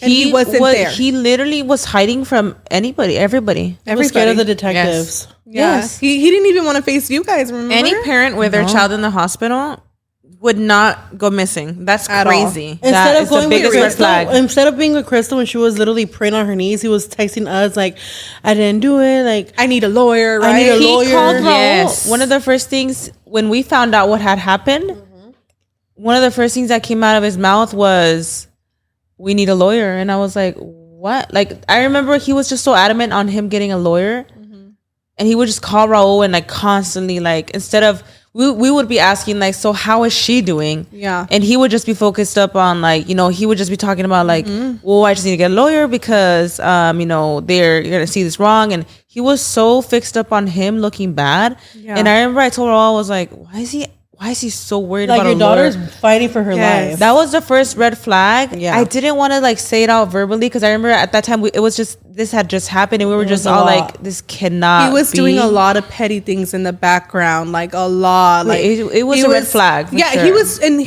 I'm telling you, he was making me look like the monster in all of this. He was like, Krystal's trying to remember. Yes, you were the one who told me. He calls Elizabeth, has zero to do, like out of nowhere. She's trying to throw me under the bus. Randomly, I literally just want to know what's wrong with Aaliyah. Like, I want to know updates. Exactly. Giving us updates. That was my first. And then starts venting. Everybody wasn't giving us a lot of update. I was like, is he even there? I was like starting to like get a red flag. And then he calls me, and it's like, I don't know if he was drunk, but he was going off about how just your problems, you know? Yeah, how horrible all this stuff. And I'm like, there's no way. Like, this is a red flag. Like, he's drunk. I could hear him. Like, oh my God. Like, the fact that he was more worried like, about why were you that he needed a lawyer, that he needed me to call Karina. Yes. And I was like, click on him. Like, he was already doing damage control, and he didn't even realize it. He was already he doing so much. The guilt, like it was literally unraveling before our eyes, and we were like, "What is going on? Why is he acting so weird?" When Elizabeth had told us it was baby shaking syndrome, because I think he had told Elizabeth first. Me and Karina, I remember that we were live with her. Not live. Sorry, what the fuck? We were on FaceTime with you, and we were like, what? Like, I gasped. So I know what baby shaking syndrome is. That's true, Myra, because he calls me and says they say that she has baby shaking syndrome. Yeah. First time I hear it, I was, me and Myra were. I tell the girls, and they literally gasped because they knew what it was, and I was like, wow. I was like, what happened? Like, what is it? I was like still so confused. I was like, we start doing our research, and we start freaking out. We're like, no, it's a very serious prognosis. Yeah. Even then, we were like, okay, like. Even though I was like a little taken back, we were like, okay, no, like this can't be, because I mean, mind you, this guy, like, we really never even thought we didn't know, even like how, you've told us now how he was toxic. We didn't even know that he was very toxic. I never told my friends. That's you guys a narcissist. Let me tell you guys, is great at charming people. He and his mother were very control issues, and like, because we should go on another video of like just like his mom, and like, we could talk about her in this one. She'll have her own moment. She's gonna have her own moments, put you through hell and back, girl. She put me through hell and back, but Le debería de dar vergüenza. Issues. They have control issues, and mind you guys, this person, like, when I met him, like, I didn't even know his baby mama was still living in the house for an entire year, and the mom was okay with it, and I had no idea.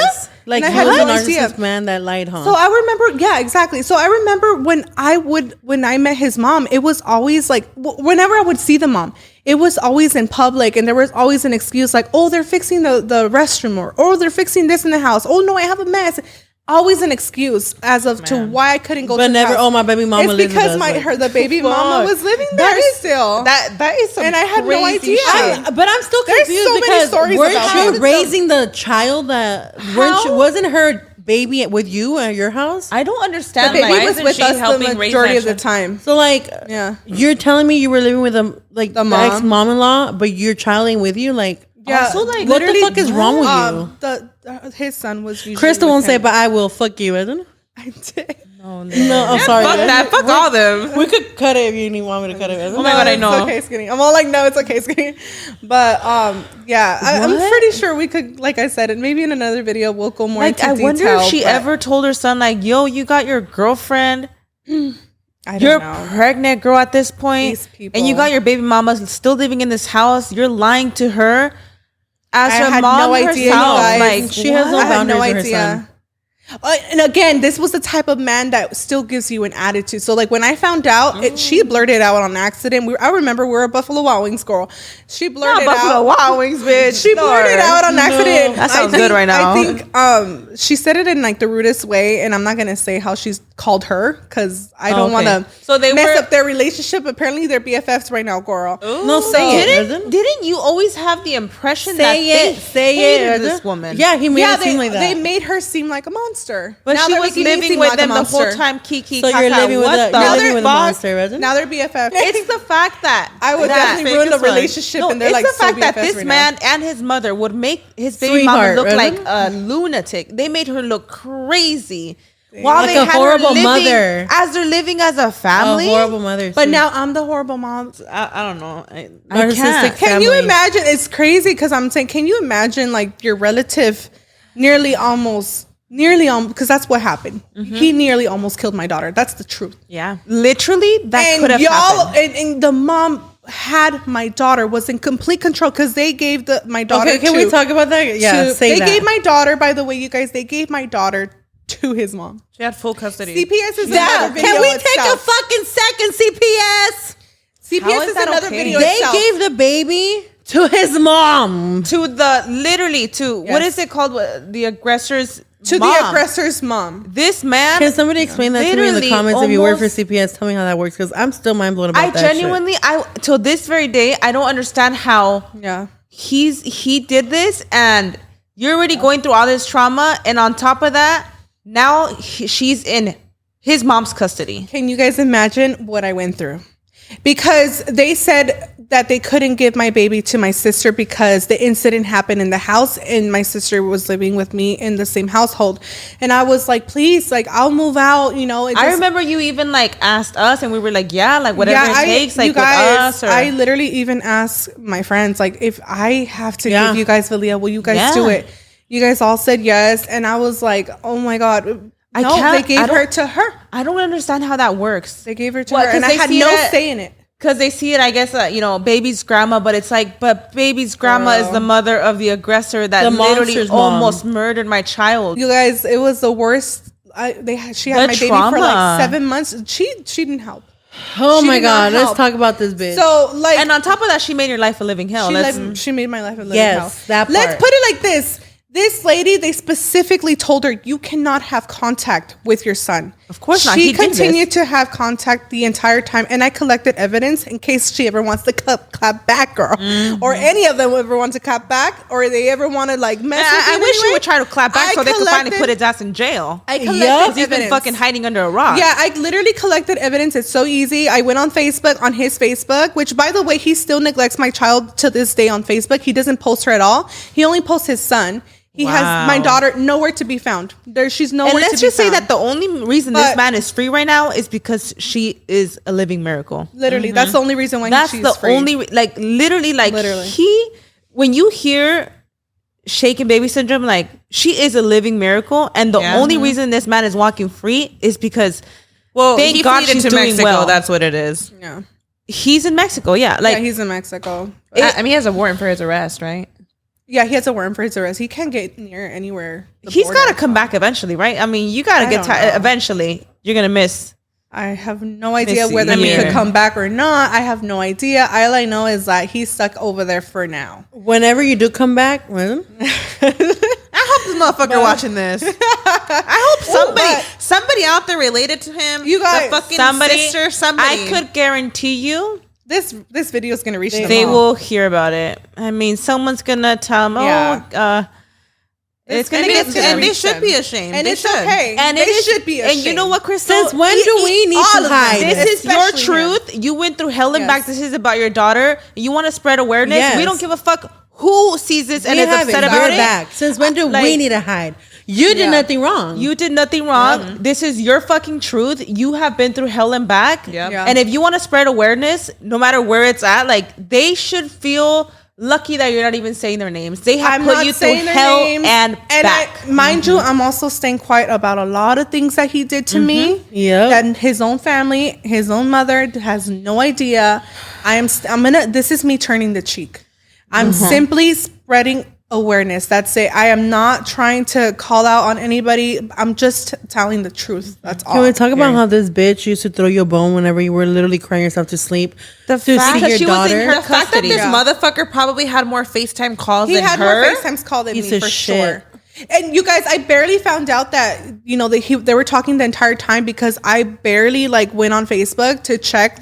I wanted to collect evidence, girl. I was like, let me see. Let me see. I have all the evidence in case they ever, like I said, they ever want to clap back or something, a lawsuit for all of them because they were not supposed to stay in contact with him. And each and every one of them did while having the presence of my daughter. And I bet they were FaceTiming him to show him his daughter. So Krystal used to cry herself to sleep, remember? Ooh, she just wanted to FaceTime. The judge granted Krystal FaceTimes, unlimited FaceTimes. This woman could FaceTime you. She wouldn't. The fact that this woman, Krystal, used to call her, cry herself to sleep. Just asking her, how's my daughter doing? She would not reply to her. She would reply with a picture of her. So, like, here's a fucking bone. Go you fetch. guys, I could literally like have long messages like, how's my daughter doing? How did it go? Literally, it was always a picture. That's how she responded each and every single time. Se paga en esta vida, todo. With a picture. Amen. And the things that she would even say to you, you were going through so much. She was literally like using your own daughter against you. Yes. There was a time that we were at Starbucks. Yes. And she was like, when are you going to give me his stuff? Because obviously this man came to live to my home. So there was a lot of, they were fighting about the dogs more than anything too. He was fighting about the dogs more than he was fighting for his own daughter. That's remember? Wild. But they were fighting for their dogs, our dogs, because it was our dogs. And they were like, I need those dogs back. The mom was like, I need his dogs back. And I need all of his stuff back, and you're gonna give it to me all in one day. This woman makes my blood boil. I swear the to God, lady used to treat Krystal she was like una pendejita, like, and you're gonna give it to me by this time. She was like, you're gonna give it to me, bitch. Oh, you're lucky you never encountered me. She was like, you're not gonna give it to me, because there was a few times I wanted to go pull up to the bitch's house. I know. She's not far from me, isn't it? I don't want to get in trouble, but honestly, the only reason is because the only reason we never interfered was for obvious reasons. No, we didn't. This woman literally wouldn't she like basically mock the doctors and say like nothing happened to her? Yes. When the MRI is saying that literally like her brain had so much blood. Yes, like, it was. This woman is like delusional. Guys, Jesus. I'm sorry. Let me tell you guys about this one day. Right, I'm never gonna forget it. She was like I said, we were at Starbucks and she was like, I want all of his stuff that same day. Like, it's not going to be a little bit at a time. Oh, my Lord. Can you imagine how I felt? Like, lady, your son nearly almost killed my daughter. You're lucky he's not in fucking jail, bitch. And yet, what are you talking about? I'm supposed to look out for him and give him all his stuff and pack all his stuff and, like, are you kidding me? So how was I not supposed to give her attitude? I tried my best to... She was in control. You're not even saying like a tip of the iceberg. You're literally my daughter. Like, so I was always careful because she had her daughter. I was always careful. She had her daughter, this day, I remember I had also mentioned my mom somewhere. I mentioned my mom. I don't know why. I was like my mom. I don't know why I mentioned her, but she was like, how could you not be embarrassed? She was like, why are you mentioning your mom? She's in peace now. I was like, embarrassed. I was like, are you kidding me? I was like, I am not embarrassed of my mom. I was like, I am actually very proud of what my mom taught me. I'm here with my head held high, showing my face in every court, going to the detectives, fighting for my daughter. I was on my knees praying on that bed. Where was your son? But what did you birth? A coward. I was like, that's who my mother taught me to be. I was like, my mother taught me to be a warrior. Unlike you, I was like, that's who my mom taught me. I would have been like, who the fuck did you get? I would have been like, dígale a su hijo que me hable, que venga aquí por ellas. Que venga por ellas. His daughter, like nothing. That was literally one of the other days. Cosas. There was another day that we also had another argument. You should have been like, tell him to come get his shit so the cops could fucking arrest him. I told him, I was like, why don't you tell your son to come and get his stuff? And she starts laughing. Krystal, why don't you tell him? She starts laughing and I was like, keep laughing, lady. I was like, keep laughing. Let's see who laughs at the end. And she was like, I do. I laugh better at the end. No. Well, bitch, you ain't laughing now, are you? Lord have mercy. For the law, bitch. If it was not for the damn law, we would have pulled up a long time ago. And you held it together for your daughter. Jesus didn't flow in my veins. No, and I know people are probably thinking like, why didn't you fucking swing or something? Because she could not. I could not. Her daughter is in her custody. Trying to be careful with any little thing that she would do. Like she'd immediately go tell the social worker. Oh yeah, she told the social worker. Oh yeah, I told you that day. She called me. Another thing. And I was like, Krystal, tell the social worker right now the encounter you guys had. And I never. She's gonna beat you to it. She never did. And what happened? The social worker called with an attitude because the lady had already ran to them. She was like, "You're gonna meet up at the CPS office now," because there was another day that I brought my niece over. The social worker had approved once a month for my family to see her. She had a problem with that. And she had a problem with your nieces seeing her? And with her control issues, she did everything in her power to take that away. And she did. She took that away from me. The system is so fucked up to have put your baby in his mother's hands. First of all, and literally horrible. Literally, like he could have literally, oh my God, it's just crazy how she went into her custody. And on top of that, she was taking his side and literally using your own daughter against you. Yeah. No, yeah. And like I said, I'm pretty sure he switch it. I don't know what he might have told his family. It's sad. It's sad. I wish. La hermana no es pendeja. She works for the fucking highest of the highest. Evidence. She knows he did it. She knows. Yeah, the fact that she works with that. She knows the severity of shaken baby syndrome. Not like, open your fucking eyes. The evidence. The fucking evidence. Can you believe the audacity of this medical man? evidence. I talked to him, when was it? This was months after, when I told you. So, like, he calls me, and I'm curious to know what the fuck he wants, because I'm still trying to get him to come cross that border. Like, I want you in prison, like, you know? So I was like, ¿qué quieres? You know, like, I want to know, like, how they're doing, whatever. I was like, shut the fuck up. I, like, went off on him. I was like, stop. Like, you're going to get in trouble. I was like, I don't give a fuck. He was like, it's all a myth. Shaking. I was like, what is a myth? A myth? He's like, say that shaken baby syndrome's a myth. Ooh. Oh, I was like, God. Sorry, graphic trigger warning. Her eyes detach her skull. You're telling me that's a fucking myth? Piece of shit. How the fuck would you know it's a myth? You were never there.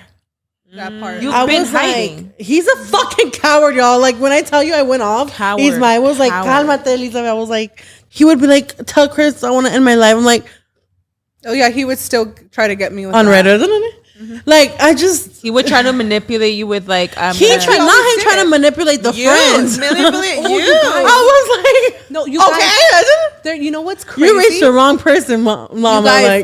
You guys, what's crazy is that God was so much with me in this entire storm. He was so much with me that I remember that one of the social workers calls me and she was like, Krystal, I'm so sorry you're going through this. She was like, that man, I'm sorry to tell you, but he's a sociopath. She was like, not 100%. One time. Not he was like, it's crazy how like he didn't even have to do anything. Like, he can lie all he wants, but it just shows. It shows. I mean, it just clear shows. And she was crickets. Where is he? She was like, not one time did he shed a tear for your daughter. Not one time. And she was like, that's a true sociopath. And it's crazy too, because another social worker told me, she was like, oh, I couldn't, because it wasn't fair how they only heard her side of the story, CPS, but they didn't hear my side of the story as to like why she went out and like, you know, we ended up in the CPS office for me to see my baby. The mother-in-law, yeah. And so his mom. So it wasn't fair. And then the new social worker that I have right now, she's amazing. I love her. She's actually doing her job right. She's amazing, right? And she was again, you could just see it in them. She was like, I can tell she has a strong personality, and I am so sorry that you had to deal with her. Like, literally, they were just showing it. But since the beginning, to do nothing. God was doing it all for me. Because the fight was never yours. The fight was never mine. He won the battle. The justice was never yours. That part. He promises us in the word that he's going to take that divine justice. Can we talk about how we knew this? How we had done a Bible study session? Oh my God, that was crazy. That was crazy. Because it was because let's be real. For a long time, it was bad after bad news. Yep. After bad news, and they would tell Krystal, good luck getting her back. Yep. After bad news. And thank God, Krystal, for the great lawyer, the specialist lawyer she had. Like, yeah. But all these people saying, like, it's almost nearly impossible. And I was like, you don't know who she's daughter of. Jesus Christ. Like, I don't care how much you say it's impossible. Like, Aaliyah is never going to walk. Aaliyah's never going to move. Like, no. Aaliyah is victorious. Wow. She is the testimony. Wow. And he does promise that when you leave complete justice to him, he will do what he has to do. And it's not like threatening. Yeah. It's just like, God is a fair God. That part. And that's simple. And you were innocent. So you were going to get her back, period. So what Myra's talking about is that one time we did Bible study. Yeah. And that was very beautiful because we felt the Holy Spirit there, girl. We were praying. It was praying. It was beautiful. And I think when we opened it, right? Like it said, literally, somebody opened it to a random page, and it literally said verbatim. It said his name. His name, blank, and is going to jail. Yeah. Yeah, and justice will be served. It literally said and I remember us crying. Krystal was and crying. It said this person's name, by the way. It said this person's name. we were like, hold God up. was speaking to us that day. It was like he even said out of a movie, and he would bring sight to the blind man. Mind you, they said that my baby oh was my be God, blind. Leah was supposed to be blind. Leah was supposed to be blind. When my baby woke up, when I'm telling you that it was hard seeing her wake up because it's like she was staring into nothing. And when they told me that she'd be blind and she was staring into nothing, and I was just like, God, no, please, please. Oh my God, you guys. It was so hard. This journey has been, and I'm so proud of myself that I have not shed one tear. And you know why? Because I was ready. You're and doing because really God well, really good. won this battle for me, and because I know He's here with me now, and He'll always. You don't be. shed a tear because you have the Holy Spirit living in you. Exactly. If I would have done this before, I would have spread nothing but hate, girl. Let's be real, because I didn't like this person at all. But we hate him. I still hate him. I still do. Holy Spirit, please cleanse me because I hate this man. And I pray, you guys. I pray all the time. Please, Lord, take this what hate. I feel. I surrender it to you. Wow. And hopefully one day I can forgive him, not for him, but for myself, because he no longer will have that power over me. I never want to see this man again, nor can he ever get near my daughter or I ever in his life again. But one day I will be able to forgive him. And you know what I did? When I knew that I was going to win the battle, I already knew I was going to win. You know what I did? I already knew that they were going to give me back my baby. And they had finally approved no more grandma being around for supervision. So I took her for the first time with me to the mall with me, and I bought an outfit. And I remember that the outfit said, "I love grandma." And I bought it and I put it in her backpack. And I never told you guys, I put it in her backpack, and that was my way of saying I forgive you. Oh yeah. my God. Krystal. I literally I Krystal, that's her. so that you never told us. I never told you guys that. I never told you guys that. That's beautiful, Krystal. Yeah. And I forgive her, because at the end of the day, I understand that she is a mother too. And I also want to mention, you guys, like I said, I'm not trying to spread hate at all. I'm simply speaking my truth. But I do want to mention, and on a positive note, that his mother did take amazing care of Aaliyah. She did. I have to acknowledge that. She did a really good job. And I am grateful for that. And I know that one day this lady is going to watch this, and I want to say thank you for taking care of my daughter. You just wish that she didn't. I just want to spread awareness to anybody that has control over somebody's daughter. If you're with CPS or whatever it may be, please, just for the mothers and fathers who actually are fighting for their child, please. They're going through enough. It's so they're sad. Going through enough. And by the grace of God, now you have custody, but the system is really fucked up. And that's a whole nother video that we could talk about, y'all. A lot of kids don't get to see their parents ever. I was watching on TikTok and I told Krystal that some people are suing CPS right now. That's for another video. What's that one thing on Netflix? What is that? Series. That one reminded me of Krystal a lot. Take Care of Hannah. I watched it. Take Care of Maya. Maya. Take Care of Maya. That's real. It was a trigger. It gave me a panic attack, by the way. That was the last time I had a panic attack when I watched that movie. And I remember it gave me a panic attack, and I was completely triggered. Watching it and thinking this is a big trigger to Krystal. Yeah. You literally want to end your life. Because somebody else has control of your daughter, because you don't know whether you're going to get her back or not. That's the reality. Mm-hmm. Social workers kept telling me, I don't know if we're going to give her back to you or not. We don't know what's going to happen. But I was like, I know. If it wasn't for my remember lawyers used to tell us. Yeah. Lawyers used to be like, that's really hard. You need a specialty lawyer. I was like. And we got one. I was like, damn. Yeah. So you recently got full custody. Can we talk about that? Like how long the trial was? How long did it take? They took her away from me. The incident happened August 19. I will never forget. That was a year. Oh my God, it's gonna be a year. It's gonna be a year on Saturday. When this comes out, it's right around the year. It's right around the year. And they took her away from me around. I remember we were in the hospital for 3 weeks, so they might have taken her away in the beginning of September. And I actually accepted Jesus in my heart September 22nd, I believe. I ended up going. I am surprised. I was in the the darkest place I've ever been in my entire life. Oh my God, of course. That's why when I watched that movie, it was a trigger warning because that lady actually took away her own life, and I was like, that was literally, y'all. When I'm telling you, I was in a dark place. I was in a dark place. I remember you calling me one time, and you told me like you were just so like distraught, and I remember like praying with you, and you were like, Elizabeth, I really, really thought I had died when my mom died. And you were like, no, like this pain is like nothing I've ever felt. And I was like, oh my God. It was just those so much words going on. It was my daughter fighting for her life. It was betrayal from someone that I thought that like, it was just even grieving, even the relationship that even the father of your child, you're grieving that. Just your partner. It was just so much all at once. It was too much for me to handle at once. And if it wasn't because I was so in faith, like anytime I would ever step away from my daughter, which was very rare, but whenever I would step away from my daughter was to go to the little chaplain, and it was just to pray. And I remember one time praying and I was like, God, I can't do this. I can't do this. And I remember I was like, if you chose us to go through this, if we're meant to go through this, please don't let go of my hand because I can't do this alone. And I didn't do it alone. There's no way that I could have walked through that fire on my own. There's no way. There's no way that a human could possibly go through that much and not want to end their own life. Like I was going crazy.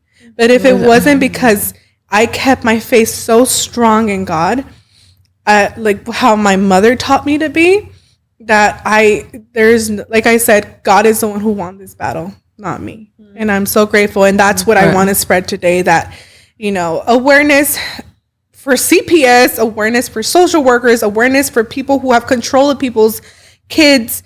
Like awareness for even shaken baby syndrome. A lot of people don't know about that either as much. Look it up, guys. Please look it up.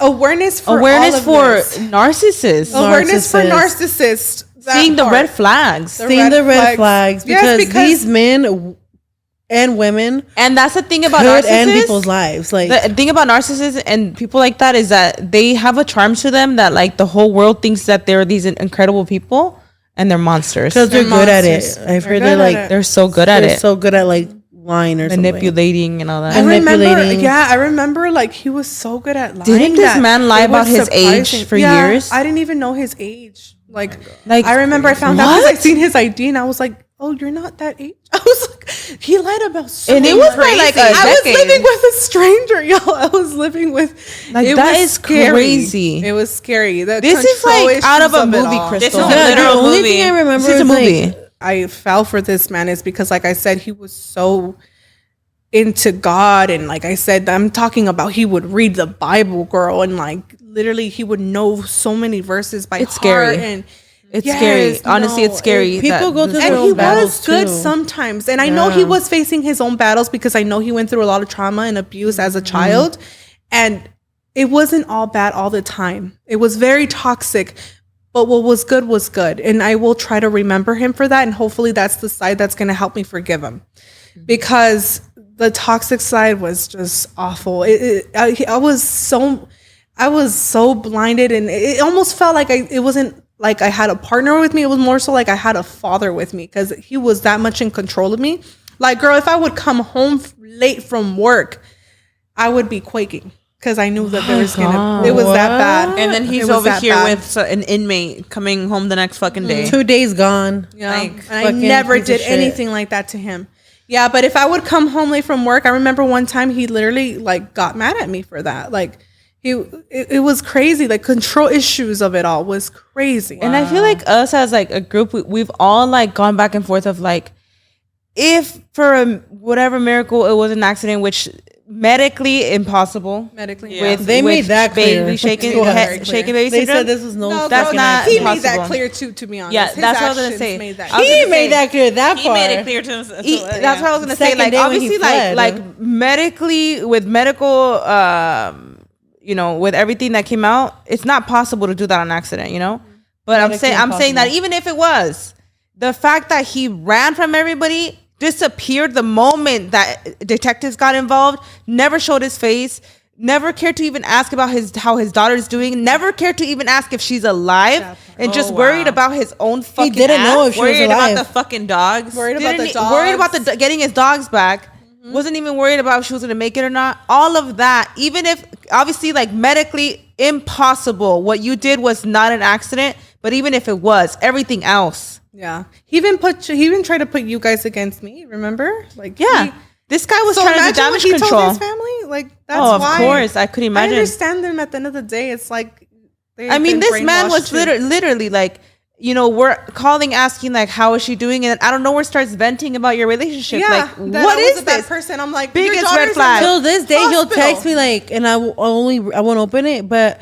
It never is about Aaliyah. I blocked him. I was like, I can't with this man. He's obsessed. It's about Krystal. Always asking about me. Like, always. Doesn't even ask about your daughter. Yeah. He doesn't ask. Remember, I'm like, he's asking for Krystal again. Like, where's Aaliyah? Yeah. Do you know if she's alive? Like, he tried contacting me again like 2 months ago. And again, same thing. I love you. I missed you. I didn't do this. I promise. You were my everything. You're the most amazing woman I've ever had. And his actions have proved the opposite. Girl, I never again messaged that man ever again, ever. Like I said, if I went on his profile on Facebook, it's because like I said, I wanted to collect evidence that sure enough, yes, his family members were in fact communicating with this person, even though CPS completely told him you cannot do so. And the only reason that he's out so free is I collected Mexico, all that evidence right? just in case. He has a warrant, I think, here. So the moment he comes back to the U.S., very likely arrested, no? I don't know if it's like that anymore because thank God our child is alive. But I mean, like I said, if he ever comes back, I don't know how that works and stuff. That's crazy. I mean, you would think though, because he literally almost. I mean, like she's alive, thank God. Yeah. Oh my gosh, should we show her, guys? You guys are gonna meet Aaliyah. Did we mention when you got full custody? That was like in April, right? Recently, We won the battle April 5th. But then they gave her to me May 3rd. And then May 5th, I had another court date just saying, okay, it's just like Aaliyah's with you now. Wow. Permanently. Yeah. Keep in mind, she was 4 months, when she was taken away. And you didn't have her back till she was 1 year old. It was actually her birthday was around the corner. Her birthday was April 30th. I was actually able to celebrate it with her. We did a little something. Wow. Krystal was so upset about all the things she missed, like the little things. And I was like, I missed her first Thanksgiving. I missed her first Christmas. Together. You guys don't get it. Like, this was I know it's a 12-hour episode, but like a long episode, but there's details. There's details that people will never know, like what Krystal felt for like the first Christmas or like the first Thanksgiving. So much Krystal. My birthday was around the corner too when she had just gotten out of the hospital. Wow. When the grandma showed up, and she was like, give me your child, and I had to give you guys packing the stuff. Oh my God, she's in pamper, y'all. Packing her stuff. I can't tell you guys how horrible that was for me. Can I put her shirt down a little bit? This is our little miracle, my baby. There's milk all over her. She's all like in a pamper. She has like milk in her. I'm right here. Hi, baby. Hi, amor. She looks so cute. Saw her chilling. Oh my gosh. With the Legos queen. She's a literal miracle. She's a miracle, y'all. This is my baby girl. This is Aaliyah. Hi, baby. Hi, Aaliyah. You guys, she's doing amazing.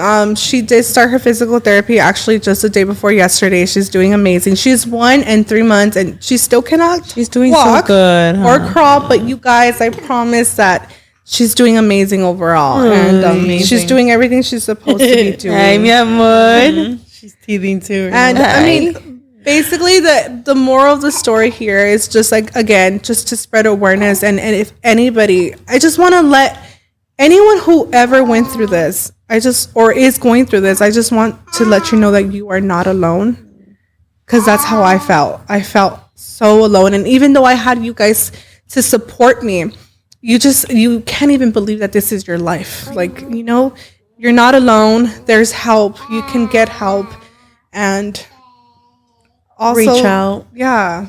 There's a lot of people that are gonna resonate with this, whether it's being in a relationship with a narcissist, dealing with narcissist people around them, or being in the same situation where their baby went through something similar, or CPS, all of that.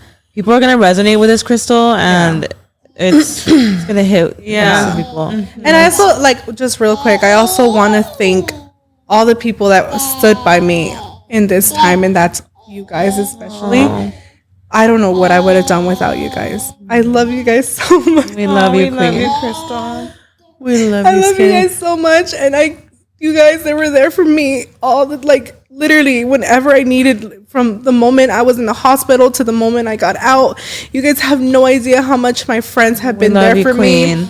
I don't have a big family, but the family that I have, they have been there for me too. My sister, my niece. It's so crazy because Jana, like, she's 12 years old and she's like the one that helps me so much too. Shout out to Gigi. You're a queen, literally girl. an icon. But you guys, I love you guys so much. We love you so much. I love you guys. I don't know where I would have been.